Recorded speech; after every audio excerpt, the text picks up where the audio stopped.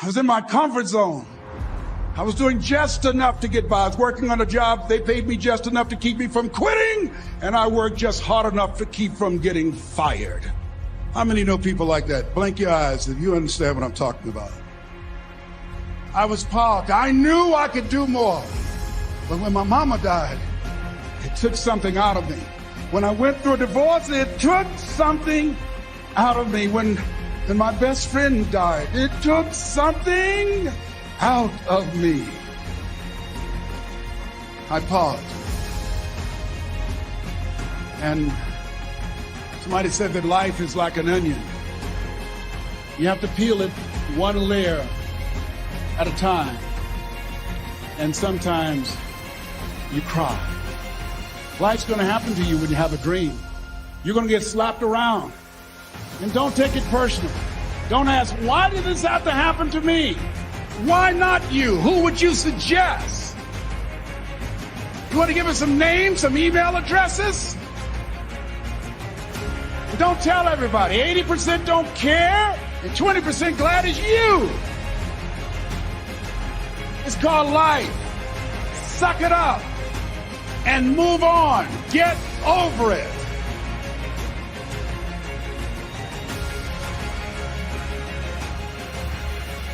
It happens to everybody. Here's the other thing: as you look at your goals and look at your dreams, when you're going through some stuff, repeat after me, please. When things go wrong, don't go with them. Yes, write that down. When things go wrong, don't go with them. When you're working on a business deal, you're counting on some money. Someone said you will get the loan, and it falls through. You have an event, and the people that you thought would be there and support you, they don't come through. Or someone turns against you, or you get ripped off. It's going to happen to you. Happened to me. Someone stole all my products. My database, over 180,000 names and addresses. It's not personal. It's going to happen to everybody. It does. 8 out of 10 millionaires have been financially bankrupt. Walt Disney had 7. He filed bankruptcy 7 times and had 2 nervous breakdowns. It's called life. But I got a saying: when life knocks you down, try and land on your back, because if you can look up, you can get up. You've got the power in you to do that. You've got something special. You've got comeback power. Here's the other thing. Let us say together, it's possible. It's necessary. It's me.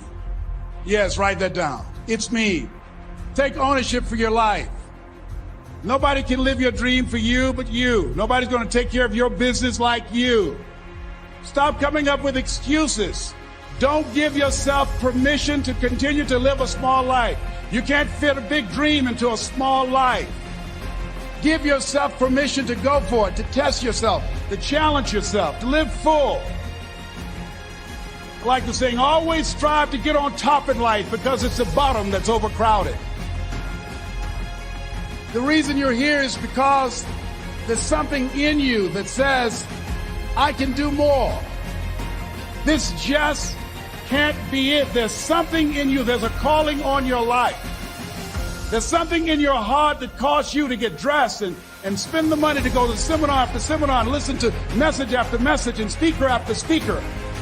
Because there's something in you that tells you this is not it for you. You have not peaked here. There's more in you that you are expressing. Eye has not seen, ear has not heard, nor has entered the heart of mankind what's in store for you if you challenge yourself, if you persist and persevere, if you take ownership for your life. George Bernard Shaw said the people that make it in this life, they look around for the circumstances that they want, and if they can't find them, they create them. Create what you want. You have the power in you to do more than you can ever begin to imagine, to control your destiny, to make a difference in our children, to make a difference on the planet, to make an impact. Let us say together, it's me. Let us say together, it's hard. Say it like you know it. Say it's hard. Ladies and gentlemen, it's hard. There are people who have seen their retirements taken away from them by the corporations that they work for. They were within 2 or 3 years of retiring, and they had it taken from them. The number one entrepreneurs in this country now are senior citizens. The number one employer, number two, McDonald's and Walmart. And there's nothing wrong with those jobs. I guarantee you those people did not have a plan to end up living their lives at the end of life with those types of jobs. And they didn't have a plan like you have while you're investing in yourself not to. And it's hard. There are people making choices between purchasing prescription drugs or paying for gas or a mortgage note. It's hard when you're working on a job for 20 years, 30 years, give them some good years, and then they come in and tell you, we've downsized. In other words, you're fired. And then you have to start all over again. How many of you know it's hard? Raise your hands, please. It's hard. And it's not fair. One of the things I like about T. Harv is he talks about work and investing in yourself. It's not fair when people are going up against that kind of stuff to tell them just think positive and be enthusiastic and everything will work out all right. Ain't that kind of party. It's hard. Life will put some knots on your head. I bought my first home for my mother. I was rushing, didn't know what I was doing, and I bought a home that had a lien against it. And they called me, Mr. Brown, yes, there's a lien against your property. We need $55,000 if you're going to stay there. Wait a minute, sir. I just bought this home. The guy told me there were no liens against it. I'm not the one that owe you the money. You should have checked that out, Mr. Brown. Come on. I called my attorney. We followed up. Yes, Les, there's a lien against the property. But he told me there were no liens. He lied, obviously. Oh, my God. He told me he wanted to help me because he admired the fact that I was buying this home for my mother and that he was adopted, and he identified with me. Les, he suckered you. He played you, man.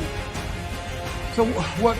Well, would they take payment arrangements? What about $5,000 a month? They want all the money, Les. They want all the money, or you're going to have to get out. The house is going up for sheriff's sale. Do you have it? No, I don't have it. Can they give me some time? Tell them to give me 3 months, please. Give me 3 months. My mother's in her 70s, man. She has a bad heart. Don't do this to me. This is my dream. Don't do this, man. Please, let me talk to her. Les, I'm talking to their attorney. They don't want to talk to you. I've got to talk to the attorney. Do you have the money? No. Will they give me 3 months? No. What about 2 months? No, Les. They want the money in 7 days. Oh, my God.